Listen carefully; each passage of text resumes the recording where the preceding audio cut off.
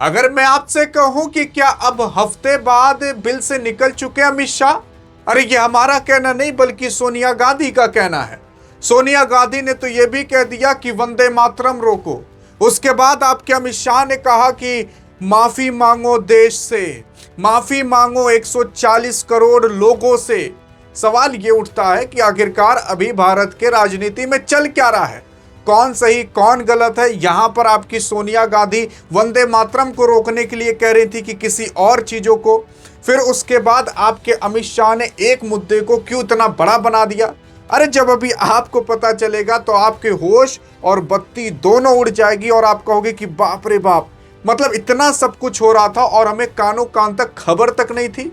मतलब हम जिस पार्टी को मानते हैं, चाहे बीजेपी हो, चाहे कांग्रेस हो, चाहे समाजवादी पार्टी हो, उन सब में इतना सब कुछ हो रहा था कि हमें पता तक नहीं था। आज आपको पता चलेगा और जब पता चलेगा अगर आपके होश ना उड़ गए तो आप क्या ही कहिएगा। अरे घंटों की रिसर्च लगी, घंटों पता किया, तब जाकर पता चला कि सच्चाई क्या है। यार देखो, हम चालू करते हैं पहले अमित शाह से। यार अमित शाह के बारे में बात करें तो ये कुछ और नहीं बल्कि भारत के गृह मंत्री हैं, यानी कि घर के मंत्री हैं, यानी कि ये होम मिनिस्टर हैं। यानी कि अगर भारत के अंदर कुछ होता है तो वो जिम्मेदारी पूरी की पूरी आपके अमित शाह की रहेगी। चाहे पाकिस्तान आकर अटैक कर दे, चाहे भारत के अंदर कहीं लाठीचार्ज हो जाए, भारत के अंदर कुछ भी होता है तो उसका जिम्मेदार होम मिनिस्टर, उसकी जवाबदेही होम मिनिस्टर की होती है। हाल फिलहाल अगर आप देखोगे तो जंतर मंतर पर बच्चों को, कुछ बहन बेटियों को पीटा गया था।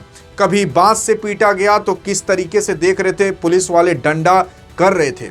मतलब इतना घटिया काम हुआ जो आप सोच भी नहीं सकते थे। हाँ, माना कि इधर से भी पत्थरबाजी हुई, उधर से भी लाठी बरसे, लेकिन हद तब पार हो गई थी जब पैलेट्स गन चलना चालू हो गए थे। और वही एक मुद्दा पा करके आपके राहुल गांधी कहे कि बस यही तो हमें करना था कि एक मुद्दा पाएं और उसको इतना खींच दें कि बाप रे बाप हो जाए। मतलब अब कोई जवाब ताकि ना दे पाए। और आपके राहुल गांधी ने अमित शाह को इस तरीके से फंसा दिया था कि अमित शाह ना तो इधर के थे ना तो उधर के थे। आपके राहुल गांधी ने सिंपल सा एक चीज कहा, अगर अमित शाह ने ये गोली चलवाई है तो गलत किया है, उसके लिए इनको अपने पद से इस्तीफा देना चाहिए। दूसरी चीज, अगर ये गोली नहीं चलवाए तो गोली किसने चलाई? तो यानी कि ये इस पद के लायक नहीं है। तो मतलब अगर आपके अमित शाह कुछ भी बोलते कि मैंने गोली नहीं चलवाई तो आपके राहुल गांधी कहते कि ये पद के लायक नहीं है, इनको पता नहीं कौन गोली चलवाए। अगर आपके अमित शाह ये कहते कि हमने गोली चलवाई तो फिर आपके राहुल गांधी कहते कि आपने गोली क्यों चलवाई, आप इस्तीफा दीजिए। मतलब आपके अमित शाह कुछ भी बोलते, आपके राहुल गांधी कांग्रेस ने इस तरीके से फंसा दिया था कि आपके अमित शाह कुछ भी बोलते वो रस्सी में और तेजी कसते चले जाते। तो सच्चाई ये थी और अमित शाह फंस चुके थे और इसी वजह से ये सदन के अंदर नहीं आए। सदन के अंदर आते तो इनको बोलना पड़ता। सदन की ये अंदर अंतिम दिन आए थे जब 13 अगस्त को अंतिम दिन चल रहा था सदन का। तब आपके अमित शाह आए मात्र 4 मिनट के लिए, मतलब कुछ मिनट के लिए आए, राष्ट्रगीत हुआ, उसके बाद ये चले गए, राष्ट्रगान हुआ। उसके बाद अगर आप देखने की कोशिश करोगे वापस से आपके अमित शाह कुछ दिन तक नहीं दिखाई दिए, अब हाल फिलहाल जाकर के दिखाई दिए हैं। तो लोग अब ये कहना चालू कर रहे हैं कि आपके अमित शाह बिल से निकल चुके हैं।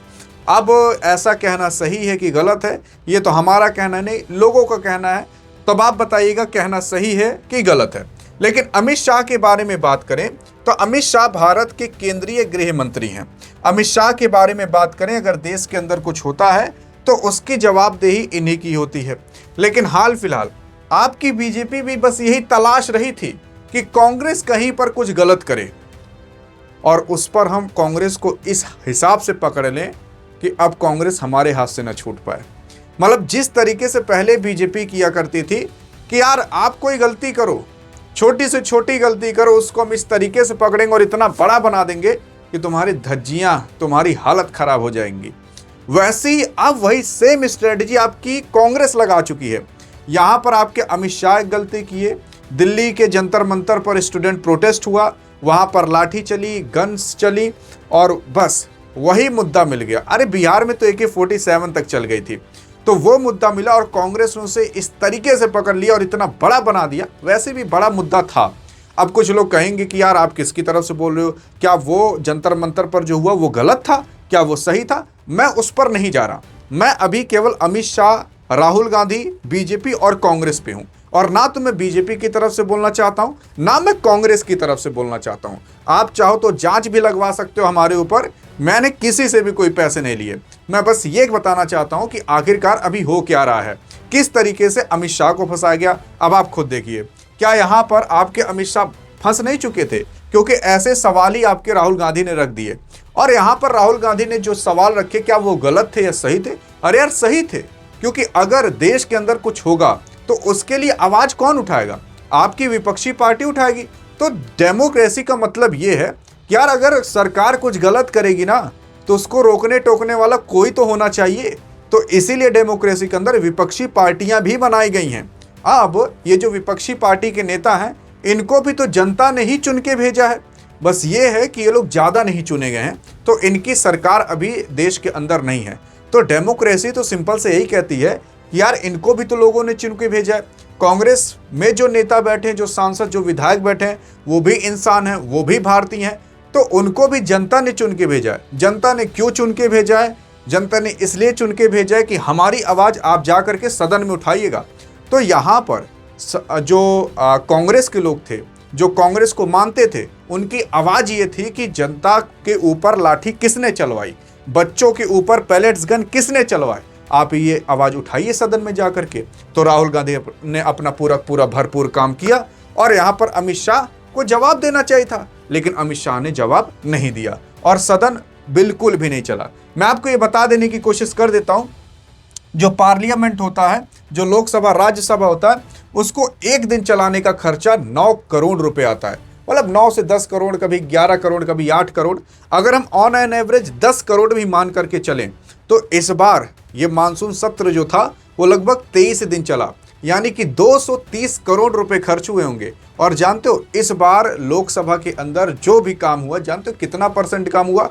केवल 19% काम हुआ, बाकी सदन चल ही नहीं पाया। मतलब आपके और हमारे टैक्स के पैसे से जो पार्लियामेंट चलाया जाता है, उसमें काम ही नहीं हो रहा। सोच कर देखिए, आप और हम जी जान लगाकर कमा रहे हैं, आपका और हमारा बाप दिन रात जाकर के खट रहा है, आपको और हमें पढ़ा रहा है, बच्चों की फीस भर रहा है, उस पर टैक्स भर रहा है। सोच कर देखिए, और उसी टैक्स से वो पार्लियामेंट चल रहा है, और उस पार्लियामेंट में काम कितना? 19%। और जब जवाब मांगा जा रहा है तो होम मिनिस्टर जवाब नहीं दे रहे, राहुल गांधी एक ही चीज को लेकर अड़े हुए हैं। तो भैया सिंपल सी बात यह है कि हाल फिलहाल जब तक पार्लियामेंट चल रहा था, तब तक आपके अमित शाह को पूरी तरीके से यहां पर विपक्षी पार्टी के नेता ने घेर लिया था। लेकिन अब एक मुद्दा बीजेपी को मिल चुका है। यहां पर सोनिया गांधी जब वंदे मातरम हो रहा था, तो इन्होंने कुछ इशारा कर दिया कि अरे रुको, मतलब कुछ स्टॉप करके इन्होंने कुछ बोला था।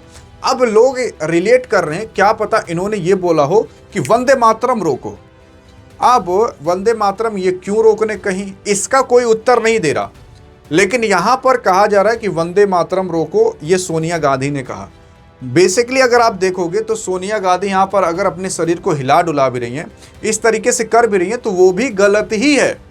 अब क्या पता सोनिया गांधी, कोई आदमी आ रहा होगा अनवांटेड, या फिर कोई विधायक आ रहा होगा, क्या पता उसको कह रहे होंगे रुको, वंदे मातरम हो रहा, रुको। ऐसा भी क्या पता वो कह सकते हो, लेकिन हमें कंफर्म नहीं है, हम इसकी पुष्टि नहीं करते। और ये भी लेकिन कंफर्म नहीं है कि इन्होंने वंदे मातरम ही रोकने को कहा, ये भी सच्चाई है। तो जब इसके ऊपर जांच पड़ताल होगी, जब पता चलेगा कि आखिरकार इन्होंने किस चीज को रोकने के लिए कहा था, तब आपको और हमें ट्रस्ट करना चाहिए। लेकिन मान लेते हैं कि इन्होंने वंदे मातरम रोकने कहा हो, तब तो बिल्कुल गलत किया यार, ऐसा इनको बिल्कुल नहीं करना चाहिए था।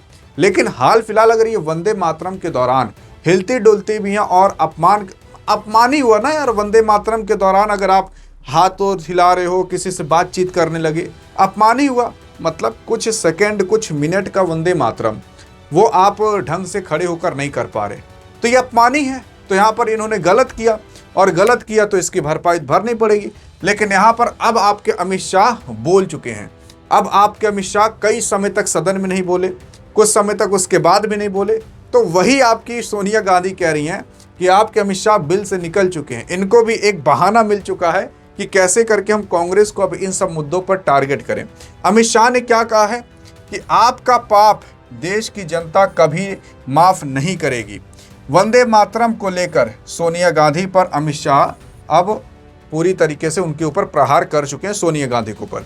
उसी के ही साथ साथ अब आपके अमित शाह ये कहां पर जाकर के बोल रहे हैं, तो मैं आपको ये भी सबूत दिखा देता हूं। राजस्थान के अंदर चित्तौड़गढ़ से जो केंद्रीय गृह मंत्री अमित शाह ने कहा कि कांग्रेस पार्टी मुख्यालय में वंदे मातरम गाया जा रहा था।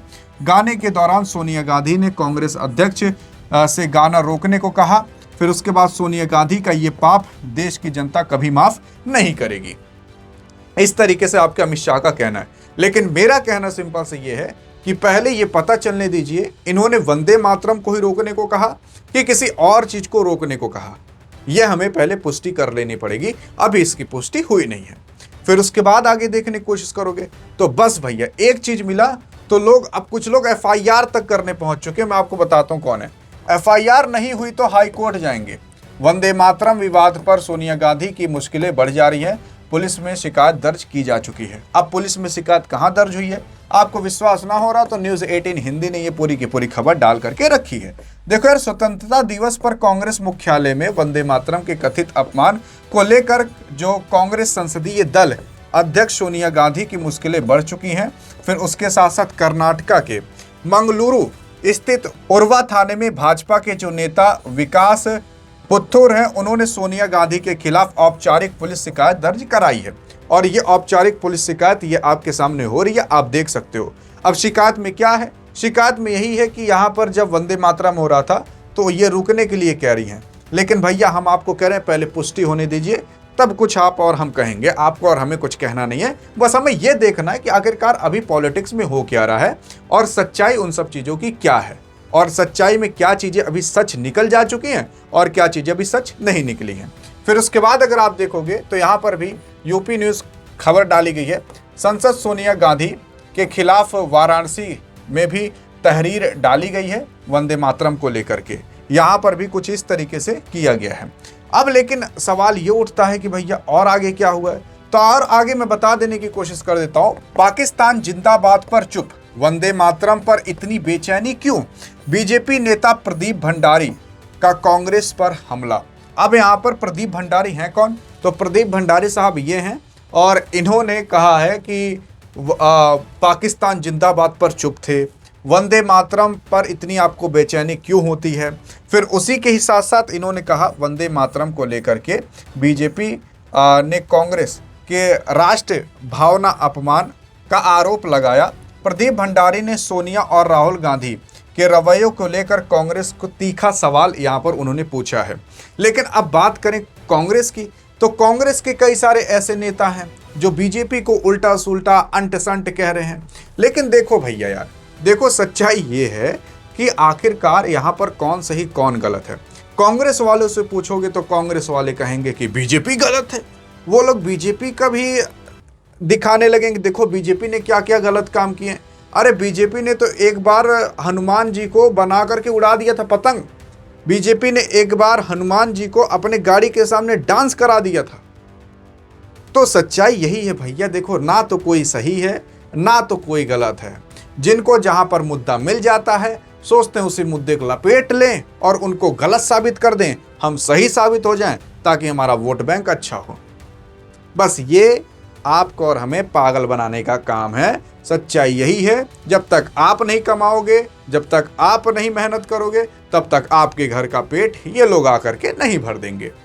बाकी आप और अगर हम भी इन्हीं सब मुद्दों में पड़े रहें, अब ये एक औरत है जो यहाँ पर हिल डुल गए, किसी से रोकने कह दें, तो आपको और हमें प्रभाव नहीं पड़ना चाहिए। आप और हम अपने भारत माता को मानते हैं, दिल से मानते रहेंगे। आप और हम जब राष्ट्रगान करेंगे, राष्ट्रगीत करेंगे तो सावधान होकर के हिले डुलेंगे भी नहीं। लेकिन हाँ, अगर आप और हम ऐसे लोगों के चक्कर में पड़े रहे जो हर चीज़ पर राजनीति खेलते हैं, तो आपको और हमें बर्बाद होने से कोई नहीं रोक सकता। बाकी अब देख लीजिए, फैसला आपके हाथ में, देखते हैं आप क्या कहना चाहते हो। बाकी राजनीति हर चीज़ पर होती है, इन सब चीज़ों के चक्कर में पड़े तो ज़िंदगी बर्बाद होना तय है। बाकी हाँ, अधिक जानकारी चाहिए तो इस वीडियो में मिलते हैं, तब तक लिए जय हिंद जय भारत।